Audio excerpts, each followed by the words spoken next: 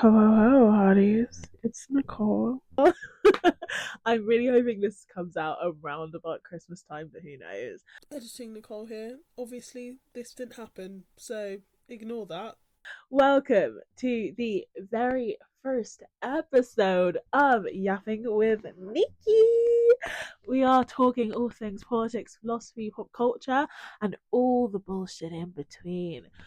I've got some really interesting guests and topics kicking up for you guys, but I wanted to do the very first episode solo so that we can get to know each other on a real personal level. So I was scrolling through Instagram like we all do, and my notifications are blowing up, all because of a comment that I made on a post under a video of like a tube worker. They're sort of like Life of a train knitting driver. and like watching Netflix, but they're also supposed to be driving the train. Watching Like he is TV, doing too much. But press a the couple final buttons, comment above 40 it bags was a year, go on strike basically whenever he wants. 40k to tap some buttons and you're still striking. I said, don't fall for the propaganda. We all deserve a livable wage. Reducing his own will not increase your own. We're looking at the wrong person. Like, there is a millionaire involved in this situation, and I promise you it's not the train driver. 6,000 of you guys agreed with me, because I'm not wrong. But there was a bunch of comments, and you guys were tripping. Like, I said what I said, and I meant it. Going through these comments really got me thinking about how unions, livable wages, workers' rights are so often portrayed as villainous that people are actually starting to believe it, despite those being the very same things that prevent us from living in destitution and poverty. Like, we're constantly being milked dry, being told that we're lucky to have jobs. But you know what? We're not ready for that part of the conversation. So today we're going to talk unions. A lot of negative narratives around unions tends to be that they're striking for no reason, they're inconveniencing the wrong people, that unions are greedy, that sort of vibe. And those are all valid perceptions when you're viewing unions from the scope that the media presents it. But in viewing unions only from that angle, they're quite easily misunderstood. If you're not looking, it's easy to miss the work being done and benefits gained by people like you and me who may not even be union members. And it's this misconception of unions that I think some of the comments were coming from. Yeah, people be trolling, but a lot of comments were genuinely engaged and genuinely opinionated. It's just the arguments being made were based on premises that just weren't true. Like, unions, their entire agenda is to support workers who would otherwise be in a position of exploitation. But let's be real, why would you know that? Why would most people actually know what unions do? We're intentionally not taught about it during school. Employers obviously don't condone it. In fact, a lot disrupt and punish union activity. Most of us aren't even in an industry that is conducive for union activity. I mean, the only reason I'm somewhat clued up is because my mum was a nurse, and union activity had a tangible effect on how much food was in the house. And myself was an actor for a number of years. Being unionized was just a part of the industry. You're going to take an equity production over any other production because equity rates mean not only better pay, but they mean your trader's going to be warm. They mean that your food is going to be good. And if you've only ever worked in an office job, a lot of my colleagues have only ever worked in office jobs, or only ever worked 0 hour contracts, or only ever worked in the gig economy or in retail or in hospitality, then you've probably never interacted with unions outside of what you see on headlines or being pissed off because the trains aren't running. And I'm not surprised. There has been an unfortunately very successful political effort to reduce union power since sort of like the winter of discontent in the 1970s. So, if you don't have first hand experience of your living or working conditions being different depending on union involvement, and you're going off of what you see in headlines, let's give you a clear definition. Unions are an organization of workers whose purpose is to maintain and improve conditions of their employment. They are there to protect and increase the bargaining power of us as workers. It's basically just workers coming together to negotiate collectively. Their purpose surrounds sort of the idea of collective bargaining, first coined by Beatrice Webb and her husband in the history of trade unions. The idea of collective bargaining is basically if one person asks for better pay or better hours or safer conditions, they're very easily ignored or even replaced.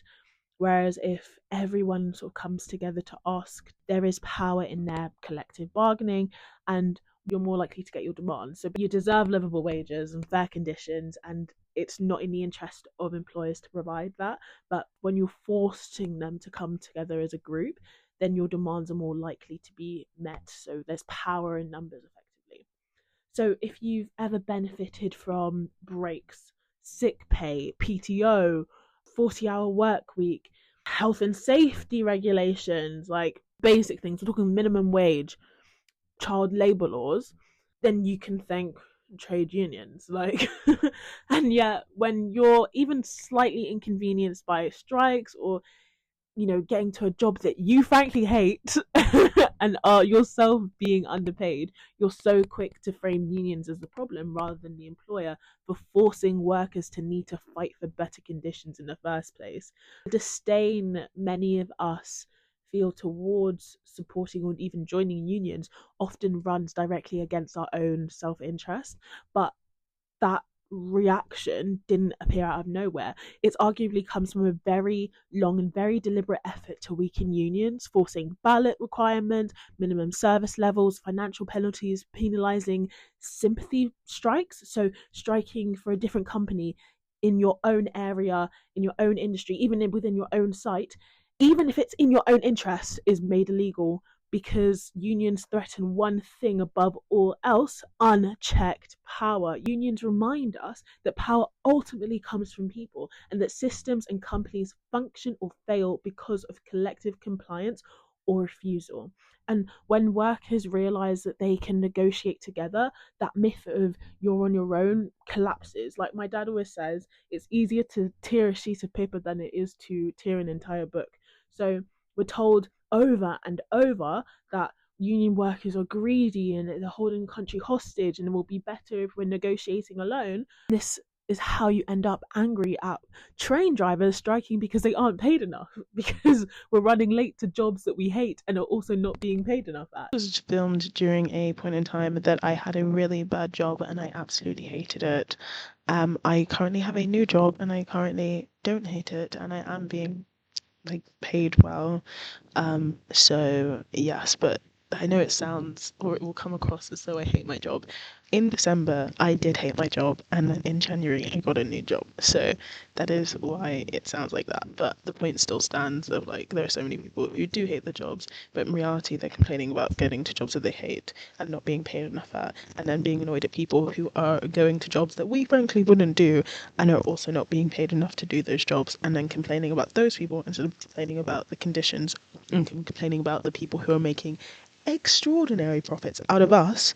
£15 a day to travel from zone 2 to zone 1. Sorry, that's not true. To travel from zone 6 to zone 1 is freaking insanity for trains that will run regardless whether or not you're on them, and to pay people who are literally working underground all day. I think it's okay. I think some of the money that we're giving to the fucking millionaires that are running these companies can go to their employees and it not be outrageous and not be considered extraordinary. Oh my days, a 4-day week to work fucking underground. Yes, it's okay. I think it's okay. They're not trolls. That frustration doesn't serve us. It only serves the people who profit from those drivers and who profit from us. Supporting workers who strike is the most logical thing an employee can do, and I'm sure 95% of the people watching this fall into that category. If they can win better pay or better conditions through collective bargaining, it proves that maybe we can too. But lest we forget, strikes are a last resort. Most union work happens quietly, negotiating contracts or protecting workers, preventing unfair dismissals. A lot has to happen long before anyone walks out. So really and truly, if it comes to strike action, know that the employer is doing too much. People make you money and they're asking for their fair share, and you're saying no. Are you? You did great. This is all especially significant right now because the UK is about to see some of the biggest changes to workers' rights in decades. Under the new Employment Rights Bill coming into effect in April 2026, we can expect sick pay from day one. Right now, we have to wait 3 days before gaining statutory sick pay, and then there's like a minimum earning threshold, and under the new act that sick pay is payable from day one of sickness, and then I think the eligibility threshold is also lowered, so it just means that more people have access to the help they need. We are looking at protection from unfair dismissals from 6 months rather than 2 years, which it is now. Finally, an end to 0-hour contracts, and it ensures that you're given reasonable notice period for shifts and that you're guaranteed a certain amount of hours. We're looking at the end to fire any hire, which is effectively a weird loophole that allows someone to fire you and then hire you at worse conditions. Like, that's just pure evil. We can also expect parental rights from day one. Currently, many parental rights are dependent on qualifying periods or length of service, and under the new bill, support begins immediately. Employers also must justify rejecting flexible or remote work. At the moment, employers can refuse flexible working or like minimum explanation, but now that sort of shifts the evidence to be based on why you can't rather than why you should be able to. Double penalties for mass redundancies, so failure for collective consultations on redundancies, double from 90 to 180 days per employee. Change to trade union powers, yay! Introducing the rights to trade unions, access to workspaces, and repealing the 2023 Strike Act. Paul Newak from the TUC called the bill an early Christmas present for workers, and he's right. These protections are the result of decades of union organising, pressure, and persistence. Every right we have today was fought for, and every right we will have and gain tomorrow will be too. Okay, all sounds good. Love unions, yay! But we're critical thinkers here, and if we're going to talk about union power, honestly, we have to look at the arguments being used to weaken it. The most obvious one, the economy, and we can't talk about the economic case against unions without talking about the Wicked Witch herself, Maggie Thatcher, one of the most influential figures in British and Western economic history. So her government's core argument was that powerful strike-prone unions were holding back the UK economy, fueling inflation, dragging down productivity, and pushing the country into national decline. So let's break this down and what this actually means. In the 70s, Thatcher government believed that unions had become too powerful enough to shut down entire industries, powerful enough to force wage rises that didn't match productivity, powerful enough to challenge the authority of government. They argued that the constant cycle of strike and wage demands throughout the 70s were feeding inflation, making British goods uncompetitive and scaring off investment. So rather than representing workers, unions were obstructing economic modernisation. Industries like coal, steel, and manufacturing needed restructuring, new technology, and in some cases, downsizing, but unions resisted those changes. To Thatcher, that resistance wasn't protecting workers, it was trapping the country in the past. And then there was the political angle. She described striking miners as the enemy within, framing union power as a threat not just to the economy but to democratic stability itself. If unions could bring down governments, and some thought that they did during the 70s, then in her eyes something had to give. So her economic argument was very simple, very blunt, and incredibly effective. Strong unions cause inflation, block modernisation, reduce productivity, and hold the economy hostage. For her, weakening them was a necessity for national recovery. I don't agree, and we'll delve into that later and in other videos, but you can't deny that this thinking reshaped British and Western economic history, from privatisation to deregulation to labour laws that still define the UK today. And it's important to understand those arguments, not because they're correct, but because they are the foundation of anti-union narratives that continue today and have shaped the basis of many of the comments that were under this train driver video. So I hope you guys understand that a lot of those economic arguments were set within the context of the 1970s.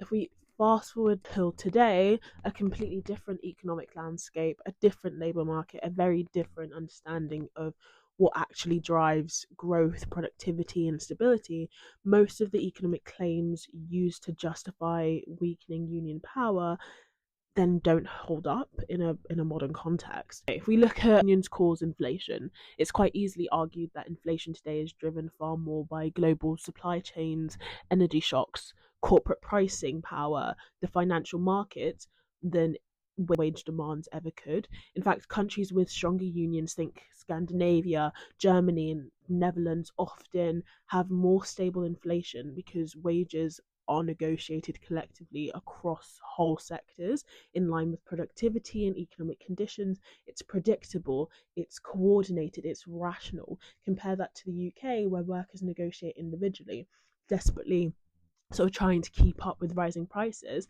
That's not stability, that's chaos. Let's pick apart unions block modernization. This one sounds intuitive until you look at the data. Countries with strong unions often more technologically advanced because when workers have security, they are more willing to embrace change. They are not terrified of new technology because it doesn't mean redundancies. They're part of the conversation, not victims of it. In Germany, unions literally sit on company boards. They help shape industry strategy. They negotiate training, upskilling, and the transition into new roles. That's not blocking modernization, that is modernization. Let's take a look at unions reduce productivity. Now, this is where the Thatcher argument really falls apart. Low union countries like the UK or some of the lowest productivity growth in the developed world. Meanwhile, high union countries consistently outperform them because productivity isn't about squeezing workers harder, it's about creating conditions where people can actually do their best work. Who would have thought? Stable contracts, proper training, safe workplaces, manageable workload, a voice in how work is organized. Unions fight for all of that, and companies benefit from all of that. Let's look at unions holding the economy hostage. Let's be honest, strikes are disruptive, but they're disruptive for a reason and a very small season. They're the last resort when negotiations fail. Countries with strong union powers actually have fewer strikes because employers know that they can't just ignore workers. They have to negotiate seriously. Weak unions don't prevent strikes, weak unions prevent solutions. This Thatcher fueled anti union narrative doesn't hold up today, and I don't think really ever did, but that's a video for another day. We're in an economy defined by insecure work, stagnant wages, rising living costs, record corporate profit, and declining worker power. And in that context, the idea that we as employees should have less power is not just outdated, it's economically illiterate.